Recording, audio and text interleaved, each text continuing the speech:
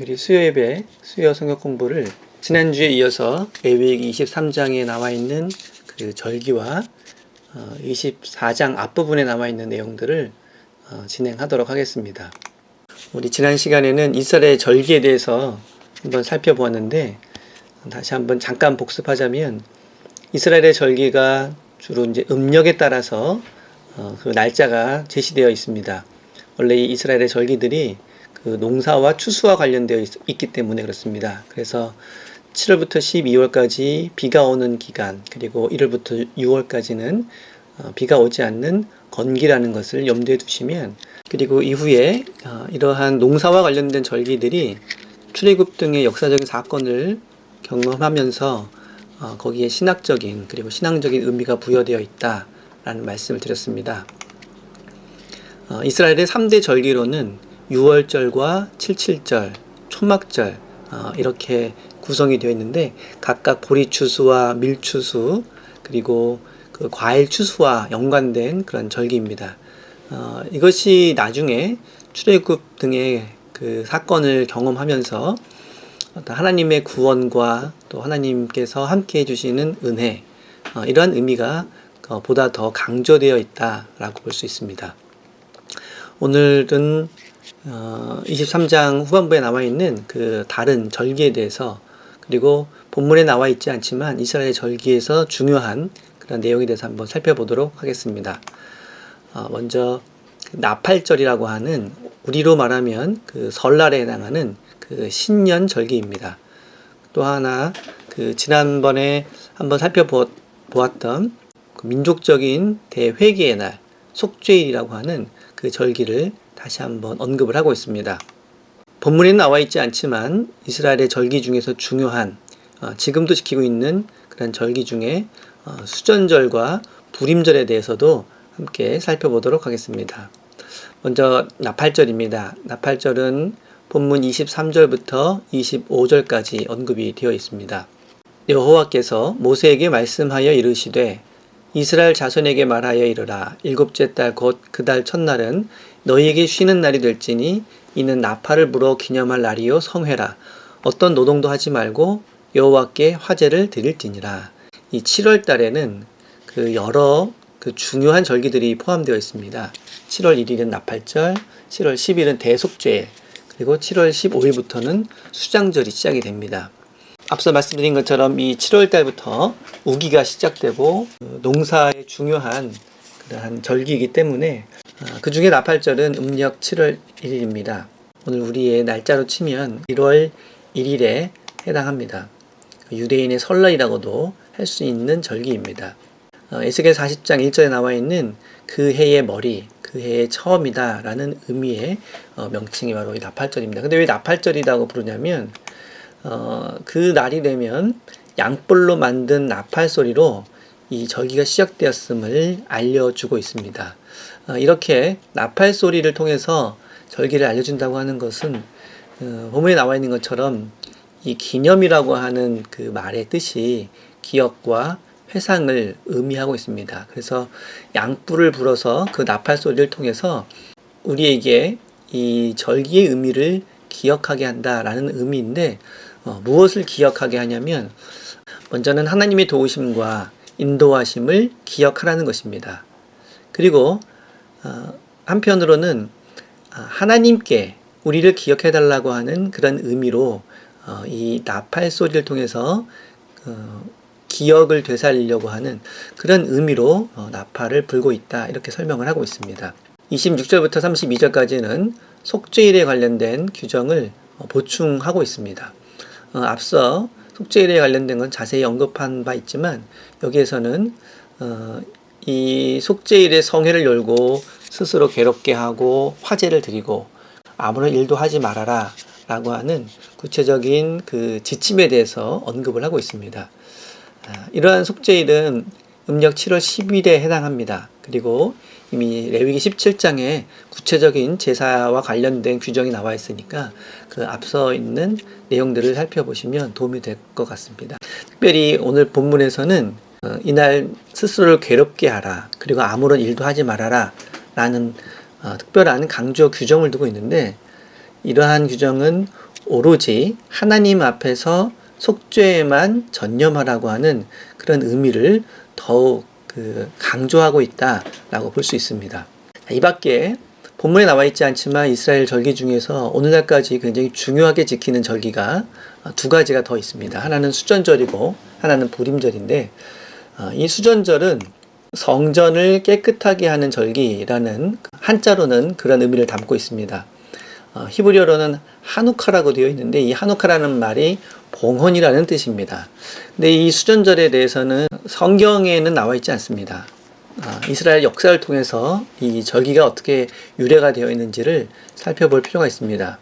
알렉산더 이후에 이스라엘 지역은 시리아 제국이 다스리고 있었는데, 이 시리아 제국이 굉장히 유대인들을 핍박을 해서 성전에서 제사 드린 것도 금지하고 대신 우상 숭배를 강요하고, 이걸 통해서 성전이 오염되는 그런 아주 비참한 상황을 맞이하게 되었습니다. 이에 제사장 가문이었던 마카비 가문에서 주전 164년부터 게릴라식으로 저항을 시작을 했습니다. 그 당시 국제 정세와 맞물려서 한 몇 년 후에 이 마카비 가문을 중심으로 한 시리아 제국에 대항하는 저항이 성공을 거두게 되었고, 이 성전을 다시 회복하게 되었습니다. 그래서 성전을 깨끗하게 하고 하나님께 봉헌하는 것을 기념하는 것이 바로 이 수전절입니다. 그런데 그 당시 성전을 봉헌할 때 성전을 밝히는 그 금촛대에 넣을 기름이 하루치밖에는 되지 않았는데, 그 촛대가 8일 동안 타올랐다는 그런 전설이 있습니다. 그래서 이러한 그런 에피소드와 함께 이스라엘 백성들은 그 8일 동안 성전에 불을 밝히면서 성전을 회복하게 해주신 하나님께 찬양하고 기뻐하고 또 축제의 시간을 보내는 것이 이 수전절 하누카입니다. 그래서 현재까지도 매우 중요한 절기로 이스라엘 사람들이 지키고 있고, 미국에서도 많은 유대인들이 사회에서 큰 영향력을 끼치고 있어서 그런지 이 하누카가 학교에서도 공식적인 그 명절로 지켜지고 있는 경우가 굉장히 많이 있는 것을 볼 수 있습니다. 마지막으로 부림절입니다. 부림절은 소망과 기쁨의 축제라고 하는데, 이 에스더서에서 이 부림절에 대한 이야기가 자세히 언급되어 있습니다. 우리가 아는 것처럼 이 에스더서는 페르시아 제국 시대를 배경으로 하고 있습니다. 이 부림절의 유래는 그 에스더서에서 나오는 것처럼 페르시아 시대의 재상인 하만이 유대 민족을 업신여기고 또 학살하려고 하는 음모를 꾸미고 있었는데, 이를 모르드게와 그의 조카인 왕비 에스더가 저지한 것을 기념하는 데서 유래가 되었습니다. 이 부르라고 하는 명칭은 이 부르가 주사위를 가리키는데, 주사위를 던져서 언제 유대인들을 학살할 것인가를 그 날짜를 정했는데, 오히려 그 날짜가 그들에게는 하나님의 구원을 경험한 날이 되었기 때문에 그 날을 부림절이라고 부르고 있습니다. 현재는 2월에서 한 3월 정도에 해당하는데, 성경에서는 12월 14일로 언급이 되어 있습니다. 이 부림절의 풍습으로는 다 같이 모여서 에스더서를 낭독하기도 하고, 또 가까운 가족과 이웃 친지에게 또 선물을 나누기도 하며, 또 가난한 사람들을 위해서 또 구제를 하기도 한다고 합니다. 그리고 특별한 부림절 식사를 모여서 함께 나누고, 또 길거리에서 마치 카니발과 같은 그런 행사를, 큰 축제를 여는, 지금도 유대인들에게는 굉장히 흥겨운 그런 축제가 바로 이 부림절이라고 합니다. 이제 레위기 24장으로 넘어가면 앞서 여러 절기에 대해서 언급을 하는 것에 이어서 그 성소에서 중요한 그 등잔대와 진설병 관리에 대한 지침을 언급을 하고 있습니다. 먼저 이 등잔대를 메노라라고 합니다. 빛이라고 하는 그 네르에서 유래된 말입니다. 이 등잔대가 유래된 것을 보면, 모세가 시내산에서 하나님으로부터 십계명을 받을 때 불이 붙었지만 타지 않는 떨기나무에서 하나님을 만나게 됩니다. 그래서 이 등잔대는 바로 불 가운데 임하신 하나님, 하나님의 임재를 상징을 하고 있습니다. 이 밖에도 7개의 촛대는 하나님께서 천지를 창조하신 천지 창조를 의미한다고 하기도 하고, 또 그 촛대의 빛은 진리의 빛, 그리고 그 영원한 진리를 가리키고 있습니다. 또 이것이 생명을 의미하기도 하고 또 하나님의 능력을 의미하기도 합니다. 그런 의미에서 성소에서는 이 등잔불이 꺼지지 않도록 언제나 타올라야 되는 규정을 두고 있는데, 하나님께서 우리를 향해 비춰주시는 진리의 빛이 영원히 꺼지지 않는 것을 의미하고 있습니다. 특별히 신약 성경에서는 요한계시록에서 이 촛대에 대한 언급을 굉장히 많이 하고 있습니다. 특별히 일곱 촛대는 일곱 교회를 상징을 하고 있습니다. 하나님의 임재를 상징하던 이 촛대가 하나님께서 함께 하시는 교회로, 하나님이 함께 하시는 교회, 하나님의 뜻에 따르는 교회는 그 촛대가 언제나 꺼지지 않고 밝혀질 것이고, 하나님의 뜻에 합당하지 않는 교회는 촛대를 옮기게 될 것이다. 레위기 24장 5절부터 9절까지는 하나님 앞에 진설해 놓은 떡에 대한 규정을 언급을 하고 있습니다. 이 진설병을 레헴 파님이라고 하는데, 이 파님이라는 말은 얼굴이란 뜻이고 레헴이라는 말은 떡이란 뜻입니다. 얼굴의 떡이란 뜻인데 바로 하나님 앞에 놓은 떡이라는 그런 의미입니다. 하나님 앞에 떡을 놓았다라고 하는 것은 하나님께서 그곳에 임재하신다라는 의미이기도 하기 때문에 이 진설병을 임재의 떡이라고 번역하기도 합니다. 이 진설병은 12개의 떡입니다.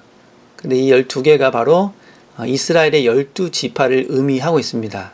그래서 하나님의 성소 안에 놓여진 12지파라는 의미를 갖고 있기 때문에 이 진설병은 또한 영원한 언약이라는 의미를 가지고 있습니다. 이처럼 성소 안에 놓여진 등잔대와 진설병의 의미를 통해서 하나님이 함께 하시고 또 하나님과 함께하는 이스라엘 백성들이라는 뜻으로 이러한 성소의 도구들이 사용이 되고 있고, 이것은 많은 이스라엘 백성들의 삶에서 매우 중요한 의미를 차지하고 있습니다. 물론 오늘날 교회에서 이런 등잔대라든지 진설병을 갖추고 있지는 않지만 그 의미만큼은 늘 마음속에 간직하고 기억해야 되겠죠. 하나님께서 우리와 함께 하신다는 의미, 우리를 비춰주시고 또 우리와 함께 하시는 하나님과 동행하는 삶을 살기 위해서 애써야 한다는 그런 의미입니다. 과연 우리는 이스라엘 백성들이 날마다 그 빛을 밝히려고 하고 또 그 떡을 정성스럽게 준비하는 것을 통해서 하나님의 임재와 하나님과의 동행을 다짐하고 결단했던 것처럼 날마다 우리의 삶 가운데에서 어떻게 하면 하나님과 함께하고 어떻게 하면 하나님의 말씀에 순종한 삶을 살아갈 것인지, 우리의 신앙생활 가운데의 등잔대와 신앙생활 안에서의 이 진설병은 과연 무엇인지, 직접 촛불을 켜놓거나 떡을 진설해 놓지는 않지만 우리의 삶 가운데 우리의 진설병과 등잔대가 있으시기를 바랍니다. 그리고 어떤 형식적인 내용보다는 우리의 삶의, 하루하루 우리의 삶이 구체적으로 하나님과 동행하며 하나님의 뜻을 이루어가는 그런 삶이 될 수 있기를 바랍니다.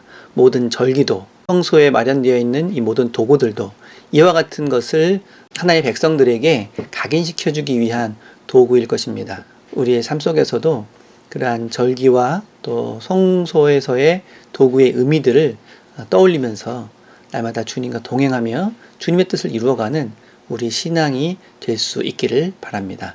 기도하겠습니다.